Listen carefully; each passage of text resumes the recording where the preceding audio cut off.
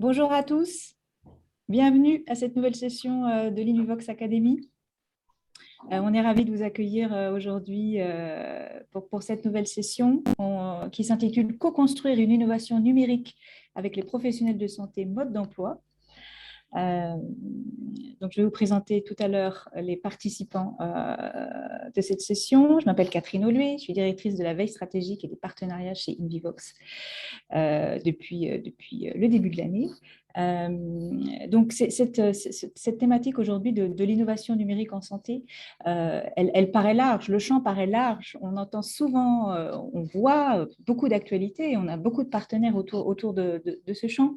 Dernièrement, par exemple, le 7 avril, on était au lancement d'un programme qui s'appelle Digital Health Scale-up 2025 au ministère des Affaires étrangères et qui vise à aider des startups innovantes dans la matière à se développer à l'international. Donc, il a été question d'intelligence artificielle autour de la radiologie, d'intelligence artificielle appliquée aux analyses biologiques, de télésurveillance cardiaque aussi, avec des entreprises déjà bien avancées qui recueillent des fonds. C'est une initiative de l'association French Healthcare et de BPI France.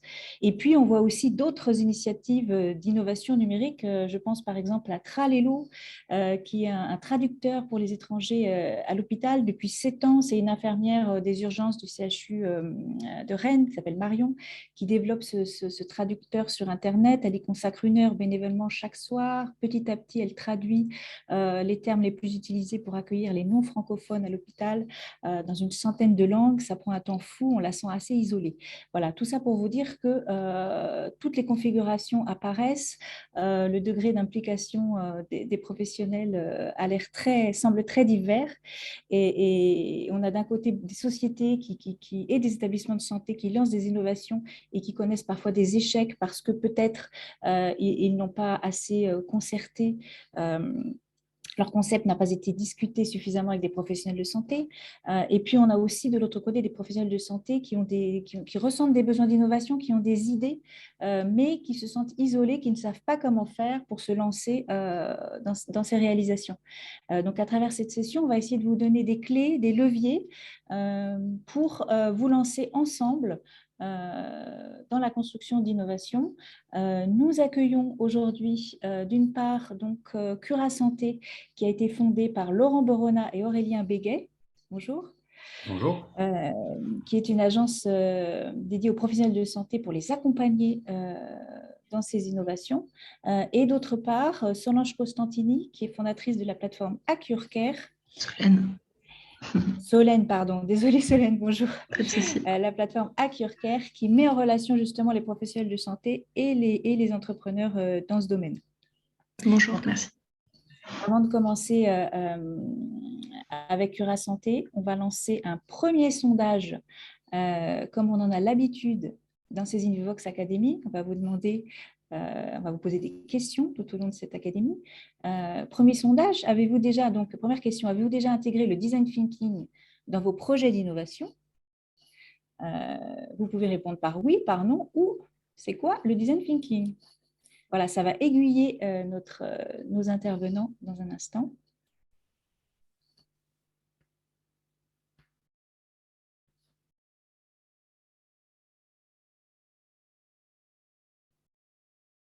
Ah, nous avons des connaisseurs quand même, hein. Plus de la moitié des participants ont déjà intégré le design thinking dans leur projet d'innovation. Et puis une autre moitié, soit ne l'a pas fait, soit ne sait pas du tout de quoi il s'agit. Donc, merci beaucoup. Je vais rendre l'écran pour passer la parole donc, à Laurent Borona et Aurélien Béguet, fondateurs de Cura Santé. Avec plaisir. Hop, alors, je partage mon écran. Est-ce que vous voyez mon écran? Oui. Super. Écoutez, bonjour à tous. Merci beaucoup de nous donner la parole. Donc, on est effectivement les fondateurs de Cura Santé, un hub d'innovation en santé qui permet d'accompagner tous les acteurs de santé dans leurs projets d'innovation. Donc, on est Aurélien qui est designer et moi-même qui suis consultant, on va dire, très engagé sur sur les nouvelles méthodes d'innovation en santé. Il a valeur de... Hop, je vais essayer de passer C'est bon, ça marche? Oui, ça a l'air de marcher. La grosse valeur qu'on vous propose, c'est la capacité à concentrer des différents métiers et des différentes méthodologies et les coordonner pour pouvoir guider l'innovation dans toute sa chaîne de valeur et pouvoir permettre aux décideurs de décider rapidement, ce qui n'est pas toujours aisé. Donc, nous, qu'est-ce qu'on fait? On fait du conseil, on propose des programmes d'innovation, on se fait aussi un petit peu de formation et des voyages d'études, et puis on accompagne des startups, soit en externe, soit même maintenant en interne avec une logique de startup studio qu'on est en train de mettre en place. Qui sont nos clients. Aujourd'hui, on accompagne des établissements de santé et des structures de ville, puisque la santé, heureusement, n'est plus qu'à l'hôpital. Des startups, alors uniquement sur de la e-santé, on ne touche pas du tout à tout ce qui est biotech notamment. Assurance mutuelle qui innove aussi, et puis évidemment les industriels qui sont déjà dans l'innovation maintenant depuis de nombreuses années et déjà aussi dans le design thinking. Hop. La grande ambition de cette petite intervention, c'est de trouver des manières, des méthodes pour aligner les planètes entre des utilisateurs d'un système et les créateurs d'une innovation. Si on prend un exemple qui est la notion de product market fit, très utilisée dans le marketing, qui va demander à une innovation, à un service, à un produit, de pouvoir être au croisement de ce que propose la proposition de valeur, mais surtout des attentes des utilisateurs. Si on extrapole ça dans le design et dans notre sujet d'aujourd'hui, c'est trouver la bonne manière de pouvoir aligner ce que pensent savoir les porteurs de projets avec ce que veulent vraiment les utilisateurs d'un système. Et là, on va voir que finalement, dans la santé, ce n'est pas toujours évident parce qu'on a des fortes convictions, parce qu'on est face à des publics de sachants. Et donc, on a toujours ce choc des cultures entre la science et les processus d'innovation itératifs qu'on va vous proposer aujourd'hui. Sans faire de grandes révélations, la meilleure méthode là-dedans, c'est d'être dans une logique de test et dans une logique d'itération. Et donc, le design thinking est là pour répondre à cette problématique et là pour répondre à cette ambition.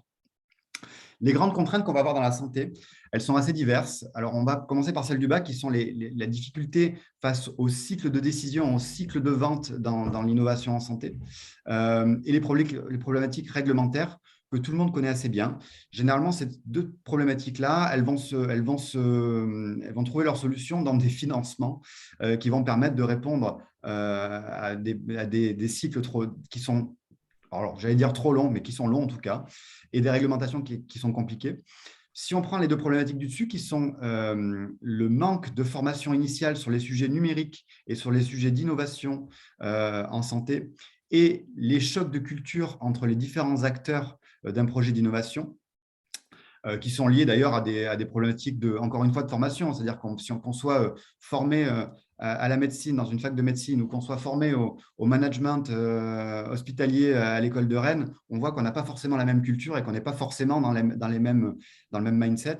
Et donc, nous, notre job, c'est vraiment d'aligner les planètes entre ces différentes visions et ces différentes manières d'appréhender l'innovation et la création de services, la création de produits. Pour ça, je vais passer la parole à Aurélien qui va introduire la notion de care design. Oui, c'est une notion qui est pas forcément nouvelle, mais dans l'approche effectivement de la santé, souvent toutes les méthodologies se réunissent autour de la partie care. Donc la care, c'est pas que le bien-être et la santé, ça va aussi englober le côté environnemental et le sociétal. Et donc du coup, notre approche est vraiment d'intégrer ces trois enjeux-là pour pouvoir construire des solutions pérennes et qui vont vraiment prendre soin des patients et prendre soin des collaborateurs sur lesquels on va développer, on va construire les produits. Alors, nous, pour innover en santé, là, on va illustrer par un programme de 50 jours qu'on propose à nos partenaires. On a donc cette logique de coordination des différents métiers à travers des cycles d'innovation maîtrisés. Encore une fois, ce qu'on veut, c'est innover vite et innover bien pour permettre de décider vite et bien. Parce qu'on sait que des projets qui traînent 1 an, 2 ans, 3 ans, 4 ans perdent en efficacité, perdent en pertinence. Et l'innovation, surtout dans la santé, c'est quelque chose qui va vite. Et les nouvelles connaissances arrivent en permanence. Et si on n'est pas capable de prendre des décisions rapides, en général, on prend des mauvaises décisions. Donc là, c'est la manière d'intégrer le design dans ces processus d'innovation, coordonnés avec de la tech, parce que derrière, on va développer des MVP, on va développer des premiers produits qui vont être testés. Le gross marketing, aujourd'hui, les grosses opérations qui sont des nouvelles manières de pouvoir améliorer l'opérationnel dans ces cycles d'innovation. La communication, il faut effectivement savoir faire connaître la dynamique d'innovation dans laquelle on travaille. C'est un levier très intéressant pour pouvoir engager les différents collaborateurs et les différents utilisateurs d'un système. La gestion de projet, le mentoring, c'est toujours très intéressant d'aller chercher des gens qui ont déjà fait pour comprendre qu'est-ce qui peut ne pas marcher dans un projet. Et puis, la partie RH aussi, il faut aller chercher des compétences pour pouvoir mieux innover et pour pouvoir guider ces cycles d'innovation. On va faire un petit focus sur la manière dont on travaille en design pour pouvoir aller vite. Aurélien, je te laisse la parole sur le sprint design. Ouais, c'est une méthodologie donc, du coup, qui est issue du design thinking, qui a été synthétisée par les équipes de Google Venture, parce qu'ils se sont rendus compte que l'innovation, ça peut prendre très long, ça peut prendre un temps assez long. En général, les projets d'innovation, on va développer dans son coin la techno et on va lancer sur le marché trop tard le produit.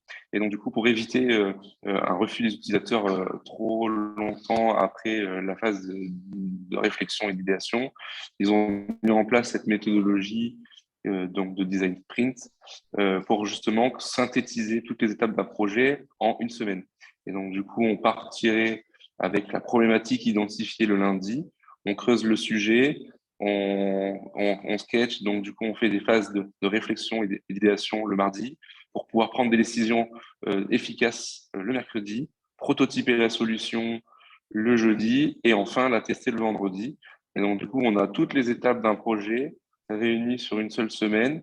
Et donc, du coup, à la fin de la semaine, on va avoir les retours concrets des utilisateurs avec un go ou un no-go sur le produit. Donc, ce qui permet d'éviter de passer trop de temps sur une solution qui ne va peut-être pas convenir aux utilisateurs. Voilà, et l'idée, c'est qu'effectivement, c'est d'apporter le design en transverse tout au long d'un projet d'innovation, de manière à pouvoir avoir ce mindset en permanence. Un autre exemple de ce qu'on utilise, qu'on va d'ailleurs utiliser dans les sprint design, c'est user map, ou customer journée, peu importe. L'idée, c'est de savoir comment on va pouvoir tracer le parcours d'un utilisateur. Et là, on va à la fois impliquer le patient. Par exemple, là, je prends l'exemple d'un atelier sur l'expérience client qu'on a fait hier, d'ailleurs, avec TechCare. Qui va permettre de savoir comment, aujourd'hui, on va définir le parcours d'un utilisateur qui est le patient, mais aussi, vous le voyez dans la phase 2, comment on va pouvoir définir les interactions avec les autres acteurs d'un système de santé. Donc là, c'est là qu'on va venir impliquer les patients, les praticiens, les professionnels de santé, et savoir finalement quels sont aussi les pain points, quelles sont les différentes zones de souffrance ou les points de friction qu'on peut avoir avec ces différents acteurs d'un système. Et on va scorer finalement aussi cette frustration et ces pain points de manière à pouvoir déterminer finalement des opportunités pour l'ensemble des acteurs d'un système, dont les médecins, qui sont évidemment plus que partie prenante dans ces méthodologies-là. Donc ça, c'est vraiment quelque chose qu'on utilise très souvent. Aurélien, je te laisse enchaîner sur le MLP. Ouais, donc du coup, là, c'est surtout sur la partie test, de se concentrer vraiment sur l'essentiel des besoins des utilisateurs. En général, on a une super idée, on veut tout de suite construire la voiture et on n'a pas forcément les moyens et l'équipe pour construire tout de suite la voiture. Donc, on se dit, on va construire une ou deux premières étapes. Sauf qu'il faut éviter de construire juste la roue parce que pour l'utilisateur, ça va absolument servir à rien. Et donc, du coup, ce qui est intéressant, c'est de construire vraiment des produits à chaque étape de l'évolution du projet, pardon, avec cet objectif potentiel de construire cette voiture, mais de se dire, on va d'abord mettre en place un système de mobilité qui va convenir aux utilisateurs. Et donc, du coup, on va peut-être passer par une première étape qui est le skateboard, qui va être après la trottinette, le vélo, et puis petit à petit, on va grandir et faire évoluer le projet pour justement atteindre l'objectif final. Il faut éviter de construire des morceaux de projet qui vont absolument pas servir aux utilisateurs et donc du coup de perdre nos potentiels ambassadeurs aussi du projet dès le début de notre phase de réflexion. Ça, c'est vraiment essentiel dans la santé, c'est-à-dire que dès qu'on s'adresse à des populations de sachants, donc des professionnels de santé, mais ça marche aussi dans d'autres secteurs, hein, la tentation, c'est d'aller directement à la voiture, parce que le sachant sait qu'il faut une voiture. Et malheureusement, il y a toujours des tout petits écarts de vision qui font que le produit ne va pas être utilisé. Et c'est vraiment ces tout petits détails qui font qu'on est en échec sur un projet. Donc, la bonne méthodologie, encore une fois, c'est vraiment d'être itératif et de tester le skateboard avant de tester le vélo, puis d'arriver à la voiture. Et ça, c'est vraiment le mindset aujourd'hui qui est important à avoir dans tout ce qu'on fait. Ah, peut-être c'est à toi, Aurélien, pardon. Oui, et puis je vois un petit peu les questions qui tournent sur le chat. C'est vrai que c'est une philosophie de projet qui va correspondre à beaucoup de secteurs. C'est pas forcément que dans le digital ou dans la création d'interfaces. Ça peut vraiment aller très loin sur le test d'un parcours patient à l'intérieur d'un centre.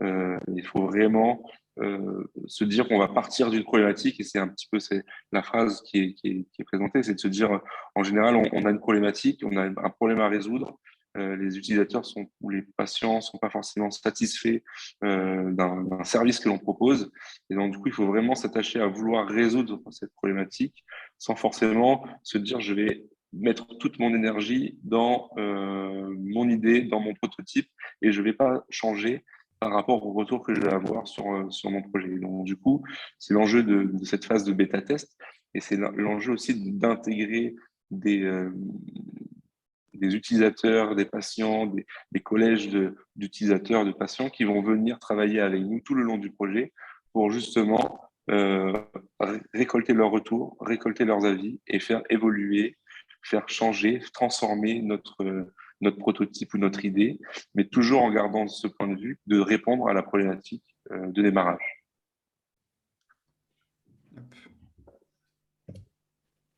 Ah, j'ai un petit souci de souris, excusez-moi. Tac. Rien, je te laisse continuer. Allô? Ah. Vous m'entendez? Oui, on a perdu Aurélien. Ah, on a perdu Aurélien. Bon, c'est pas grave. C'est pas grave. Si c'est grave, mais je vais faire passer. Donc, la conclusion, voilà, c'est vraiment cette capacité que vont avoir les différents acteurs d'un projet, dont les professionnels de santé, qui sont toujours les personnes clés dans cette dynamique d'innovation, à se défocaliser finalement du produit qu'ils ont imaginé, du produit qu'ils ont envie d'avoir, de ce que va vraiment utiliser le client final, l'utilisateur final. Et donc, si l'utilisateur, effectivement, ne trouve pas la feature, ne trouve pas la fonctionnalité qui nous semblait très naturelle pour nous quand on a commencé à concevoir un projet, c'est finalement qu'elle n'existe même pas. C'est-à-dire que c'est à l'utilisateur de savoir ça, de réussir à s'approprier directement une solution. Et dès qu'on a besoin de X jours de formation, dès qu'on a besoin d'un mode d'emploi à rallonge, c'est qu'on a perdu d'avance. Et c'est vraiment ça aujourd'hui qui est important. Et encore une fois, sans ces itérations et sans ces bêta-tests et sans ces tests-là, c'est même pas la peine d'essayer quoi que ce soit. On va vous donner un petit exemple pour terminer d'un projet. Je ne sais pas si Aurélien, tu nous as rejoint, mais c'est un projet moi, que je connais vraiment bien puisque j'ai été en interne sur ce projet-là. C'était Easy Consent, une solution qui est destinée à la gestion des consentements éclairés des patients. Et là, on a vraiment l'exemple d'une méthodologie qui n'a pas suffisamment marché. Finalement, un projet imaginé par des médecins qui a été directement pris en charge par des ingénieurs qui ont développé la solution. Et finalement, on s'est rendu compte que la solution n'était pas utilisable à la fois par les patients, mais aussi par les secrétaires des praticiens. Et en fait, c'est cette capacité qu'on va avoir à réinterroger les différents acteurs, les praticiens, les établissements, les patients, les secrétaires des praticiens, et pour pouvoir reconstruire et designer une solution avec l'ensemble des acteurs pour arriver au produit B que vous voyez à droite, qui lui a été directement admis, directement utilisé de manière beaucoup plus naturelle.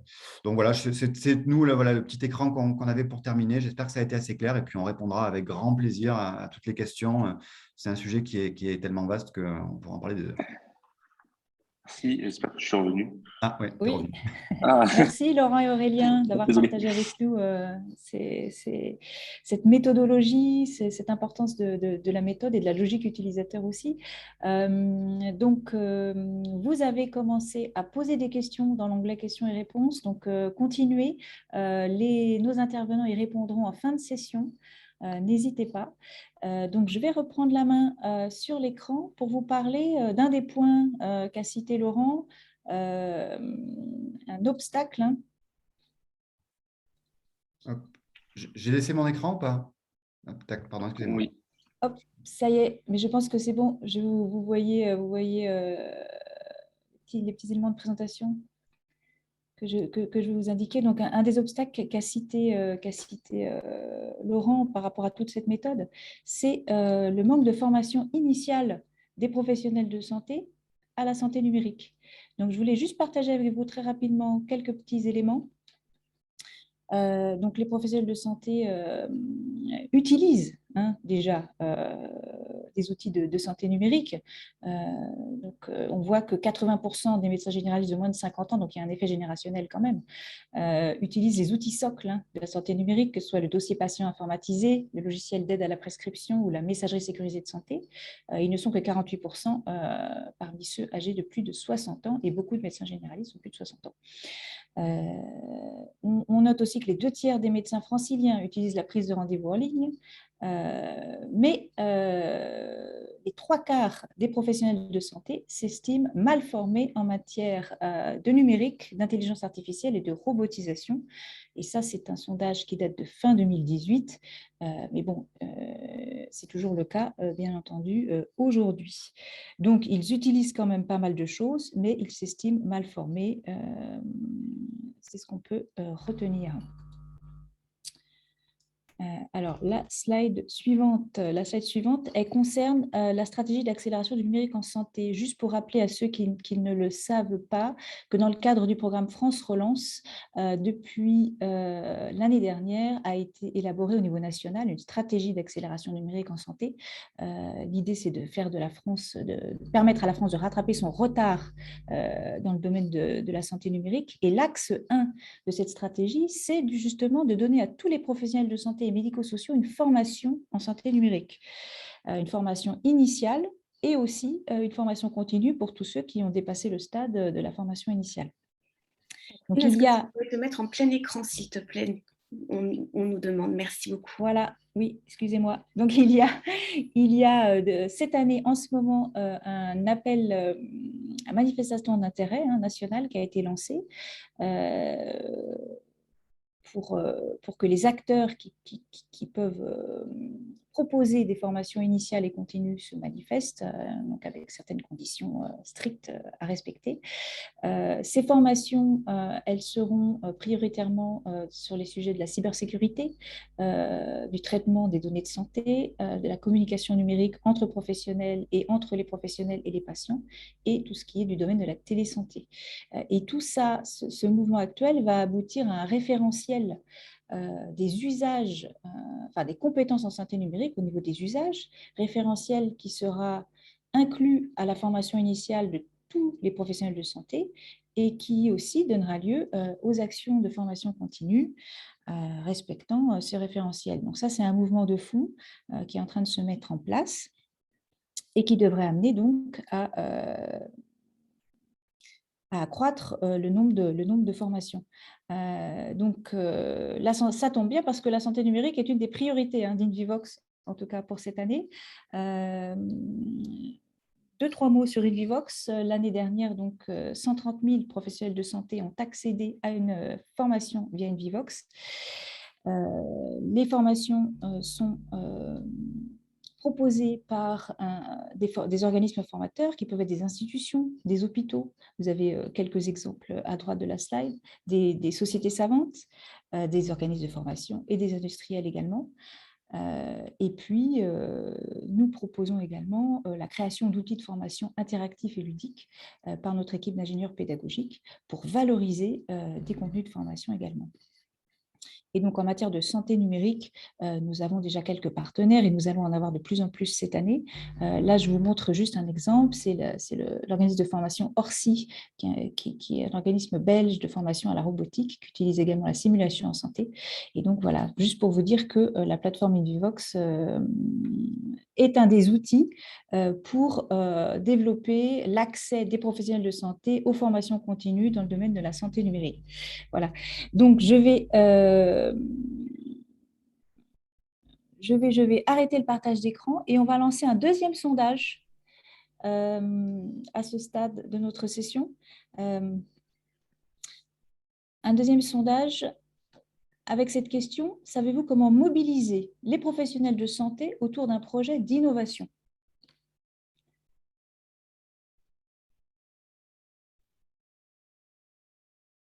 Voilà, on vous laisse quelques secondes pour répondre. Ça, c'est l'un des grands enjeux, de travailler en concertation avec les professionnels de santé dans le développement d'un projet.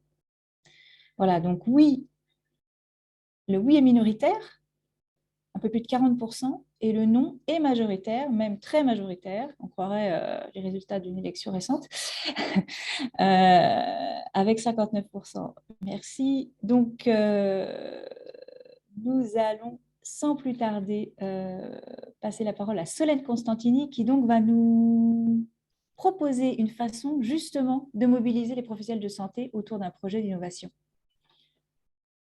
Solène, c'est à vous. Oui, merci beaucoup pour l'invitation à cette participation. Est-ce que vous voyez bien mon écran? C'est bon, ok, super.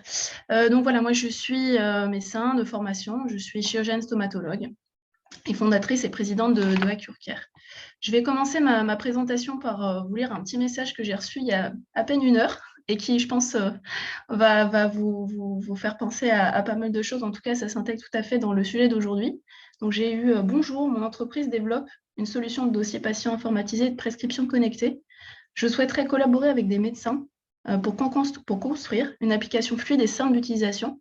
Malheureusement, la plupart de mes prospects n'ont pas le temps de vraiment se poser pour une séance de design thinking ou préciser un peu leurs attentes. Je leur cours après. Pourriez-vous m'aider à ce niveau? Merci d'avance pour votre aide. Très bonne journée. » Voilà. Donc, je pense que ça rejoint, en tout cas, ça résume bien le type de demande que j'ai aujourd'hui avec Accurcare. Et je vais essayer de vous expliquer à la fois pour les porteurs de projets et aussi professionnels de santé qui nous écoutent aujourd'hui, hein, parce que le public est mixte. Et donc, voilà, vous expliquer un petit peu la vision et comment je fais, en tout cas, comment, en tant que professionnel de santé, parce que j'en suis une, on aime qu'on nous intègre au projet.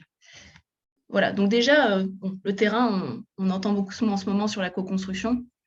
Je pense que c'est quelque chose de basique, mais voilà, je pense que la façon de s'adresser déjà aux professionnels de santé, de co-construire avec, c'est de les comprendre. Et pour cela, d'aller s'immerger un petit peu dans leur milieu.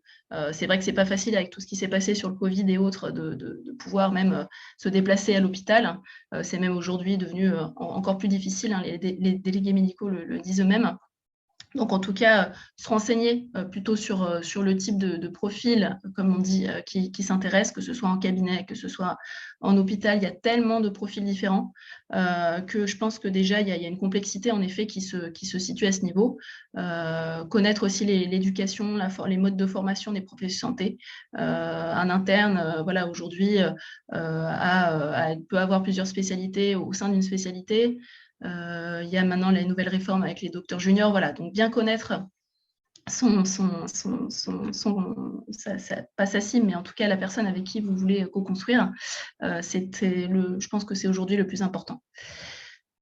Donc la rencontre, elle est unique. Et pourtant, voilà, vous avez beaucoup de types de porteurs d'innovation différents, que vous soyez une entreprise, un entrepreneur d'une start-up, d'une entreprise tech, d'une entreprise pharmaceutique, d'un grand compte, d'une start-up santé, de la medtech, de la biotech. Voilà. Je crois qu'aussi du côté innovation, on a beaucoup de profils différents. Du côté prof santé, en France, ils sont nombreux et ils ont des profils tout à fait différents et pas un ne ressemble à l'autre. Donc, j'ai imaginé pour vous une rencontre qui, en fait, est très, très proche, qui a eu lieu au cours, quand j'étais donc moi-même en train d'expérimenter le projet que je porte aujourd'hui, c'est-à-dire en tant qu'interne en chirurgie, je faisais des rencontres dans des startups pour co-construire des projets. Et donc, j'avais donc moi, je suis chirurgienne stomatologue et j'ai donc travaillé à l'hôpital Saint-Antoine dans le service quand j'étais chef de clinique en chirurgie stomato. Et donc, j'avais ma collègue Aurore qui était infirmière, qui est toujours infirmière, voilà, qui est très sympathique, avec qui on s'entendait très, très bien, et donc qui s'occupait à la fois des anesthésies locales. Donc, vous voyez le petit chapeau qu'on avait toutes, voilà, le petit écarteur que vous voyez aujourd'hui sur l'écran. Et donc, elle était en train d'enchaîner les poses d'implants. Donc, TSV MTX, 3,7 fois 11,5 pour vous dire, c'est une marque d'implant. Ça me semblait assez intéressant de faire le parallèle entre voilà, cette marque d'implant et puis qui pourrait finalement être tout à fait une type de formule d'un data scientist ou autre, un type d'une web app. Voilà. Je pense qu'il y a clairement en tout cas une connaissance d'Aurore au niveau technologique qui est finalement assez propre à sa spécialité. Donc voilà, moi je lui commandais, elle était avec moi au bloc. Je lui demandais est-ce que tu peux me faire une Rexperno, un CBCT, et puis elle me dit attends, n'oublie pas de coder. Le code c'est bien LBL des 015. Donc ça, ce sont des codes sécu qu'on doit coder à la fin de sa geste. Voilà, tout ça pour vous dire les consignes post-op, le T0, le geste il est fait à telle date. Voilà, on a un langage entre nous au bloc. Là, c'était en l'occurrence en bloc sous anesthésie locale dans le service. Thomas arrive. Donc, Thomas, c'était le CEO d'une startup avec qui j'échangeais depuis peu. Je lui avais dit, mais viens dans le service. Viens rencontrer un petit peu, parce que Thomas, il travaillait justement sur une solution pour justement les stomatos. Et je lui ai dit, mais viens passer un peu de temps avec ton ordinateur, tu te mets sur le box à côté pendant que j'opère, comme ça, tu écoutes, tu regardes et puis tu poses des questions. Et donc, voilà, Thomas, c'est le CEO d'une startup qui a donc aujourd'hui plus de 40 employés, donc qui a en tout cas bien avancé, des data scientists, des devs, des back-end, des front-end, voilà ce qu'il raconte en tout cas à Aurore. Et Aurore, elle le regarde, elle lui dit, mais de quoi tu me parles? C'est qui data scientist? C'est qui back-end? Voilà, donc pour vous montrer cette scène qui était assez incroyable, alors que le patient était là sur le fauteuil, alors qu'ils étaient tout simplement en train de faire connaissance, c'est discours totalement différents, des termes techniques des deux côtés. Les termes techniques ne sont pas uniquement, en tout cas, du côté porteur d'innovation, les professionnels de santé en ont aussi. Et puis, il lui dit, écoute, moi, j'aurais besoin que tu m'aides, parce qu'avec Solène, à noter des images en IA, parce qu'on veut faire une application de monitoring pour une web app. Et puis, j'aurais besoin après qu'on discute de RGPD par rapport aux données de l'hôpital. Voilà, pour aller dans notre accélérateur. Bon, et là, discours de dialogue de sourds. Donc, j'ai trouvé ça assez intéressant de vous raconter cette scène, parce que voilà, pour vous montrer que des deux côtés, il y a un besoin en effet d'une compréhension du terrain. Donc après, évidemment, je vous rassure, après plusieurs discussions, on a pu expliquer quels étaient les enjeux de chaque côté, le vocabulaire, et tout le monde a fini par se comprendre. Et Thomas nous a dit, pour la petite anecdote, il faut que je retourne à mon BP. Aurora lui dit, moi aussi, il faut que j'aille, je suis bipée pour aller au bloc. Bref, ça c'était la petite blague du jour. Hop. Je sais pas, j'ai pareil, voilà. Donc, pour vous dire aujourd'hui, les professionnels de santé dont la plupart nous écoutent aujourd'hui, voilà le type de message que je reçois par WhatsApp, par Facebook, par SMS même, sur des professionnels de la communauté aujourd'hui à Curcare, qui est assez importante. Et je pense que ce projet, en tout cas, leur parle. Pourquoi? Parce que justement, voilà, on les intègre, on les écoute. Donc, par exemple, bonsoir Solène. Donc là, c'est j'espère que tu as passé de bonnes fêtes. Je souhaitais te mettre en relation avec Christophe Urgentis. Il a une carrière médicale riche et variée, et il est maintenant persuadé que l'IA va changer la médecine. Il cherche donc un moyen de contribuer à cette révolution en marche, et j'ai pensé que tu pourrais l'aider en partageant ta propre expérience. Je vous laisse la main. Donc là, c'est un collègue entrepreneur, pour le coup, qui me met en relation avec Christophe. Christophe qui n'est pas... qui a une belle carrière, en effet, qui a 65 ans, qui est urgentiste et qui lit des choses et qui pense que ça l'intéresse. Il sait que ça l'intéresse, mais il ne sait pas, même à 65 ans, comment pouvoir participer en fait à cette révolution, comme il m'a dit. Et donc ça, c'est vraiment un message assez intéressant parce qu'il y a aujourd'hui pas mal de professionnels de santé, pas que des jeunes, qui ne sont pas forcément technophiles, mais qui s'intéressent à l'innovation. Maintenant, j'ai Hugo aussi. Hein. Bon, évidemment, les WhatsApp et les Messengers sont très formulés par des jeunes. J'ai salut, je suis désolée de te contacter par Messenger, mais je n'ai pas trouvé mieux. Ça, j'ai trouvé ça très mignon. J'ai écouté ton podcast sur Hospitech et ton parcours m'intéresse énormément. Je suis actuellement en 5e année de médecine à Marseille. J'ai très envie de travailler en innovation technologique médicale, mais je suis totalement perdue et je ne trouve personne pour me quitter. Voilà, donc ça, c'est exactement moi, il y a un peu plus de 6 ans, avant ma thèse. Bon, là, et tout ça pour vous dire que voilà, c'est des messages d'externe, donc ça veut dire avant l'internat, qui aujourd'hui ne se sentent pas à leur place. En tout cas, ils sentent qu'il leur manque quelque chose. Ils aiment leur métier, ils aiment ce qu'ils apprennent. Hein. Il était en tout cas super content de ses stages, mais voilà, il sent qu'il n'y avait pas, en tout cas, il n'avait pas trouvé de formation ou en tout cas de contact avec l'innovation. Et malgré le fait qu'il m'a dit qu'il avait des copains en start-up, etc., il ne savait pas trop comment les aborder, il ne savait pas où se placer. Et donc, voilà, aujourd'hui, Hugo fait partie, évidemment, comme Christophe, des hackers qui font des missions chez Accurcare et qui sont ravis de découvrir l'innovation en santé. Salut Solène. Donc ça c'est Ryan, médecin généraliste, installé en libéral. J'espère que tu vas bien. J'ai un petit taf pour mon DU. J'ai fait des copier-coller. Hein. C'est analyser la stratégie de propriété intellectuelle adoptée par une startup de mon choix. C'est rapide, ça doit tenir sur une page. Je cherche une startup qui fait un peu de techno sur laquelle je pourrais le faire. Tu n'aurais pas une petite idée? Voilà. Donc difficile de trouver une startup avec qui échanger. Aujourd'hui, Accurcare a permis à Ryan de faire son mémoire de DU. Une question assez intéressante aussi de Liliane, gériatre, qui a fait une évaluation médicale d'un deck de start-up avant une levée de fonds. Une start-up qui est dans le domaine de l'e-santé qui n'a pas encore d'intégré de soignants. Et donc l'entreprise s'est en tout cas manifestée pour justement se dire peut-être qu'il faudrait quand même qu'on montre à des soignants vis-à-vis de notre fonds d'investissement. Ça serait pas mal de pouvoir avoir un avis. Donc suite à cette évaluation, il y a eu des discussions un petit peu d'intégration au board avec Liliane. Une question de Liliane par mail. L'entreprise me parle de BSA d'Autra en capital, mais que va-t-il se passer si je mets mon nom sur le deck et qu'elle fait faillite? Voilà, donc je pense qu'on a clairement aujourd'hui un enjeu en tant que soignant. C'est vrai que l'image est très, très importante. Et je pense qu'il y a cette dimension-là qui a bien prendre en compte quand on est un entrepreneur, qu'on soit entrepreneur même médical, il y en a de plus en plus, ou entrepreneur non médical, mais pour essayer de comprendre quelles sont les attentes et quels sont les freins, les stress que pourrait avoir par la suite aussi une prof santé qu'on intègre au projet. Enfin, puis ça sera le dernier témoignage. Bonjour, je serais intéressée par participer aux missions innovantes que vous proposez. Pouvez-vous m'en dire un peu plus sur le fonctionnement? Je participe actuellement à un DU d'expertise et je recherche un sujet de mémoire. Peut-être que cela m'en donnerait un. Merci. Brendan Dantis, donc Brendan qui cherche à tout prix à effectuer des DU, donc là c'était son 3e DU je crois, bon là c'était un DU d'expertise, et à chaque fois il essaye de mettre de l'innovation de la start-up dans ses rendus. Voilà, donc Brendan très intéressé par l'innovation et qui cherche à contact au bout de plusieurs DU pour pouvoir réaliser son mémoire.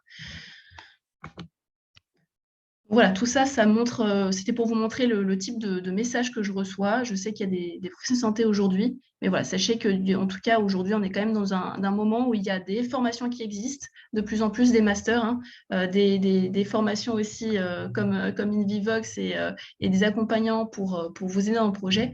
Mais voilà, n'hésitez pas, il y a beaucoup de choses par rapport à ce qu'il y avait il y a quelques années.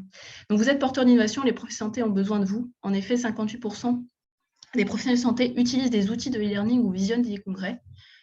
Pourtant, seulement 16% des professionnels de santé s'estiment très bien formés à l'utilisation des nouvelles technologies. Bon, ça, on rejoint là, ce que vous disiez, Catherine et Laurent, sur le côté formation des professionnels de santé. Je crois que, voilà, je vais pas détailler, mais on est tous d'accord avec cette nécessité, et c'est les professionnels de santé eux-mêmes qui le disent en premier. Hein. Vous êtes professionnels de santé, les porteurs d'innovation ont besoin de vous. Aujourd'hui, 3/4 des fondateurs de start-up en e-santé trouvent extrêmement difficile de porter un projet d'innovation santé en France. 40% trouvent difficile ou bloquant d'obtenir une expertise médico-scientifique. Or, pourtant, voilà, je pense que c'est clairement, en tout cas, c'est ce qui a été un besoin signalé, une légitimité, une caution qui est en tout cas intéressante pour les projets, pour avoir l'adhésion de leurs utilisateurs, que sont les professionnels de santé. Donc, vous aussi, vous rencontrez cette problématique. Donc, moi, ce que j'ai imaginé, après donc avoir, en parallèle de mon cursus hospitalier universitaire de chirurgienne stomatologue, j'avais, donc, comme je vous disais, fait beaucoup de missions dans des startups, participé à beaucoup de projets de co-construction. Et donc, j'ai imaginé cette solution à la fin de mon clinica, qui s'appelle aujourd'hui iCureCare, qui est donc de permettre à des porteurs d'innovation de rencontrer sur le terrain les professionnels de santé pour co-construire avec leurs futurs utilisateurs. Parce que les utilisateurs sont, en effet, comme le disaient Laurent et Aurélien, c'est important qu'on construise avec, mais voilà, de pouvoir rencontrer les rencontrer dans leur milieu, c'est quand même ce qu'il y a de plus intéressant, et surtout quand le professionnel de santé peut aussi se déplacer, parce qu'en fait, ça l'intéresse. Aujourd'hui, les professionnels de santé présents sur la plateforme souhaitent encore plus eux-mêmes aussi se déplacer pour aller rencontrer les innovateurs. Donc là, ça se fait dans le cadre d'un échange d'expertise, donc expertise médicale versus expertise tech. Le projet est construit un peu comme une EdTech où les professionnels de santé, évidemment, aussi en tirent des expériences intellectuellement intéressantes, parce que c'est ça, aujourd'hui, qui intéresse le plus les professionnels de santé. Bien sûr, il y a une rémunération, une valorisation à leur apporter, mais ce qu'ils cherchent aujourd'hui, en tout cas ceux que j'ai sur la communauté iCureCare, c'est en tout cas la montée en compétences tech, et c'est ça qu'ils veulent apprendre. Donc, ce qui a été imaginé comme outil, c'est donc pour les entreprises pouvoir organiser des groupes de testeurs soignants, des boards médicaux, des experts médicaux pour, par exemple, des rédactions de contenu, des ambassadeurs, des digital opinion leaders. C'est ça qu'on fait aujourd'hui. Donc, vous pouvez aujourd'hui vous inscrire sur la plateforme iCureCare.com, déposer vos projets. Il y a une assistance à la qualification des projets au cours d'un cadrage, un accès à des ressources inédites, évidemment, une visualisation des candidats soignants après validation du projet aussi, afin que vous puissiez avoir le meilleur groupe de soignants motivés. Pour les professionnels de santé, donc ils s'inscrivent aujourd'hui de leur choix. Moi, j'insiste sur ça, c'est le professionnel de santé qui, avec iCureCare, choisit les projets. Donc, j'ai décidé d'intéresser les professionnels de santé, que c'est eux qui choisissent. Je ne vais pas les chercher. On filtre les projets au niveau iCureCare avec une expertise médicale qui est très spécifique au sein de notre entreprise pour que ce soit des projets intéressants. Donc, on travaille sur le langage. Bien sûr que ce soit un langage qui soit compris, en tout cas du côté professionnel de santé, comme vous avez vu tout à l'heure dans l'exemple, mais aussi que ce soit intéressant, parce que le but, c'est les professionnels de santé, on s'adapte à eux, ils souhaitent apprendre des choses principalement quand ils viennent sur cette plateforme. Voilà, donc après, on suit évidemment les projets, et puis les professionnels de santé ont aussi une bibliothèque de contenu médico-scientifique numérique qui est imaginée avec eux. Donc, ce projet a été entièrement co-construit avec les professionnels de santé et aussi les clients que nous avons eus jusqu'à présent. Donc voilà, la préception à iCureCare pour travailler entre innovateurs, porteurs de projets et professionnels de santé, c'est de valoriser les professionnels de santé, les mentorer. Ça, c'est un mot qui peut-être est un peu inégal, mais en tout cas, l'accompagnement, le mentoring au niveau découverte d'une start-up, d'une entreprise. Les soignants qui n'ont pas encore eu cette expérience ne connaissent pas. C'est un milieu tout à fait nouveau. c'est différent de travailler dans une clinique privée et une entreprise privée, en tout cas de donner des expertises. Et ça, c'est tout un accompagnement qu'il faut faire quand vous leur parlez même la première fois sur le terrain de votre entreprise ou de votre projet, parce que ça, c'est des choses qui, dans tous les cas, ressortiront quand au cours de la mission. Donc, n'hésitez pas à leur expliquer ce que vous faites, pourquoi, comment ça se passe, le nombre de personnes qui travaillent sur le projet, les différents profils. Voilà, data scientist, UX designer, c'est des profils que je ne connaissais pas du tout. Et voilà, aujourd'hui, il y a beaucoup de professionnels de santé qui ne connaissent pas ces profils-là. Donc, n'hésitez pas à leur expliquer. Et bien sûr, jouer. Jouer, il faut qu'il y ait cette dimension aujourd'hui un petit peu gaming, clairement, qui intéresse les soignants. Parce que si ils sortent de leur milieu, leur cabinet, pour faire des missions, pour vous rencontrer l'hôpital, c'est qu'ils ont envie de voir autre chose, qu'ils ont envie de rêver. Et donc, c'est aujourd'hui, je pense je peux terminer sur ça, sur le rêve, parce que l'innovation aujourd'hui, ça fait rêver les soignants. Et c'est accessible. La preuve, c'est que les innovateurs souhaitent les rencontrer. Donc voilà, il faut juste, je pense, trouver un langage commun et rêver tous ensemble. Voilà, je vous remercie et je vous ai mis quelques infos si vous souhaitez rejoindre le projet à Curcare. N'hésitez pas. Merci beaucoup. Merci Solène. Merci Solène. Alors, nous avons dépassé de beaucoup le temps de parole prévu. On va devoir de toute façon se quitter dans 4 minutes au maximum. On va lancer tout de suite le dernier sondage de cette session.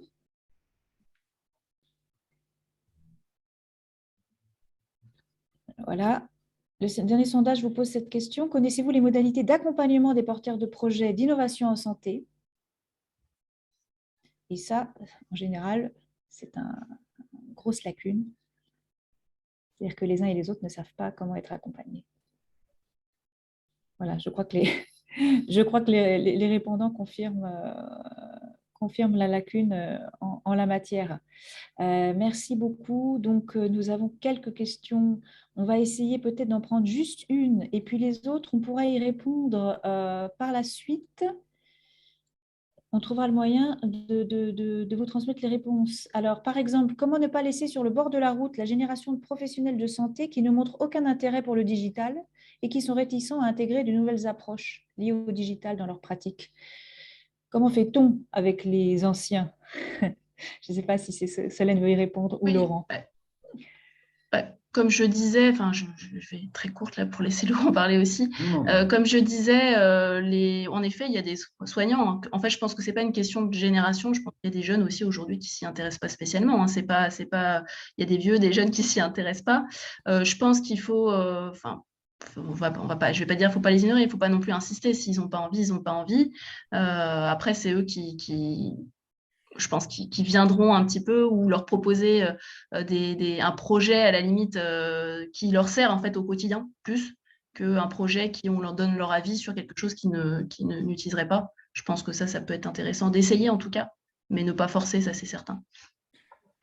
Laurent ? Moi, j'apporterais 2 niveaux de réponse en fait, selon la configuration. C'est-à-dire que si c'est une startup qui a cette problématique-là et qui n'a pas forcément besoin de ce persona dans ses clients, effectivement, ce n'est pas forcément nécessaire de s'y attarder. Il faut surtout qu'elle trouve son marché et qu'elle trouve ses utilisateurs.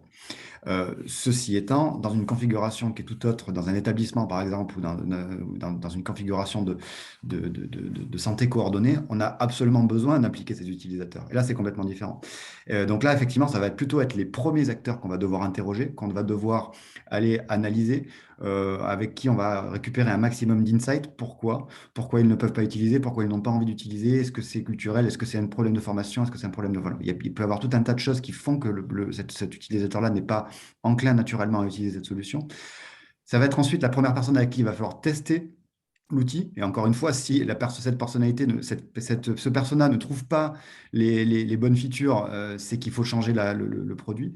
Et après, ça va être la bonne personne à utiliser en tant qu'ambassadeur. C'est-à-dire qu'une fois qu'on a convaincu que le système est bien pour elle, c'est vraiment la bonne personne qui va permettre de promouvoir l'innovation. Et donc voilà, c'est un peu deux niveaux de réponse, mais je pense que c'est vraiment un persona intéressant à intégrer dans les cycles d'innovation. Ok, merci beaucoup. Je vais vous partager maintenant rapidement l'annonce de la prochaine session d'Invivox Academy. Ce sera la semaine prochaine avec un sujet quand même assez connexe, qui est l'accès au marché des applis et solutions de e-santé, avec notamment des applis dans le domaine de la télésurveillance. Et nous recevrons le professeur Fabrice Denis, qui est médecin oncologue, enseignant en e-santé et promoteur de beaucoup d'applis et également d'un score de réussite et de mise sur le marché de ces applis. Merci beaucoup. On doit se quitter. Je vous remercie beaucoup, donc Laurent, Aurélien, Solène, de votre participation. Merci beaucoup. Merci pour l'invitation. Merci à tous. Pour ce qui est de nos participants, merci d'avoir été parmi nous. Vous pouvez nous écrire, poser vos questions par écrit que l'on transmettra aux intervenants, il n'y a aucun problème. Voilà, merci à tous et donc à très bientôt pour une prochaine session. À bientôt, au revoir. À bientôt, au revoir. Au revoir.